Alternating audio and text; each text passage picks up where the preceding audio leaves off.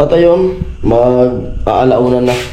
Bali, kakatapos ang nila miss magbalot ng mga panregalo para sa kailan yun? Sa 30. Sa 30. Pamparigalo yun sa mga bata.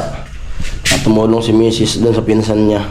At may regalo din yung anak ko. Binigyan na advance. Yan, Hailey. Haliman. Aliman! Kaya nga, haliman. From Lola April and Lola JM.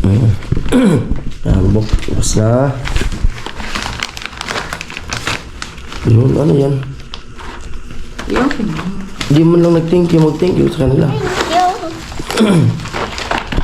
Ayan yung ano. Okay, okay. Daming pang regalo yung mga chinilas, Dami. mga laruan. Nasa magkano kaya yung gastos nyo? 5 million. Ano? Dami. 5 million. Magastos yan. Kasi yung rapper, Huh? ganito pero At pag ano na, pag kaya na rin natin ng budget, pwede rin natin yan gawin next year. taon-taon sila. Huwag kasi sila taon-taon yan. Pwede naman mag-donate. Oo. Taon-taon yan nila ginagawa. Ilang taon na ba nila ginagawa? Pang-print naman yun. Pang 3 na. Kada December, nagbibigay sila ng ano, nagpapalaro ang mga bata. Naman. Mga pinsan ko. Tumulong lang ako kasi hindi pa. Pero sa susunod pa. Ayun na. Oh! Wow! Go. Ang dami oh. Okay. Ang liit. Ganda. Ganda oh. Dito yan. Yung scissors. Oh. Dami. Ayun pang paintbrush yun. Yung painting ko. Tingnan mo.